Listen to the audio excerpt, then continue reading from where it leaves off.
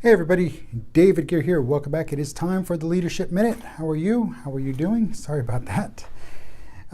Well, today I'm going to talk about leading change. And what I mean by leading change, you've now been given the go-ahead, the green light to go ahead with your actions, your request of change in the organization, your workplace, your department, your group, your team, anything, everywhere.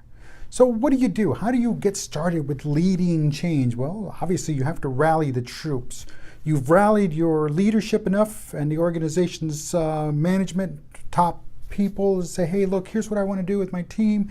Here's what I want to do in my department. And it's time for us to do these actions and take change. Or it came down from above and says, Dave, time for you to do things, get things started. It's up to you. But now here's where things get a little tricky. They get tricky because, again, you have to rally the troops, but you also have to make sure that everyone's involved.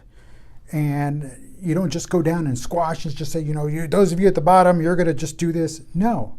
But what you do is you rally the top, everybody in the top, everybody at the bottom, and everybody across. Everybody that's involved with this change. It doesn't matter what the change is and to what level it is. You just get them on board and talk to them and tell them and basically explain the rational and the emotional at the same time and say, look, here's why change is important. Here's why we need this change, and here's what's going to happen once we implement it. But we need everybody on board. That is critical. Next thing you do is you talk to them. And in talking to them, you solicit feedback from them. Now, what do I mean by feedback? I mean anything that can make that change, that transition smooth is what's needed. So think about this. There's going to be formal actions and formal way of doing things. Then there's going to be the informal, the outside the box thinking. It's what I'm saying is like, look for them for those kinds of solutions. Go to them and say, hey, look, what do you think? Well, how can we do this differently? How can we make it better? But how do we do it differently? Keep those two in mind, because change is going to happen. But if we can get there and make things happen a little, less structured, but we achieve our goals, the better off we're going to be. And that, my friends, is a very, very good thing.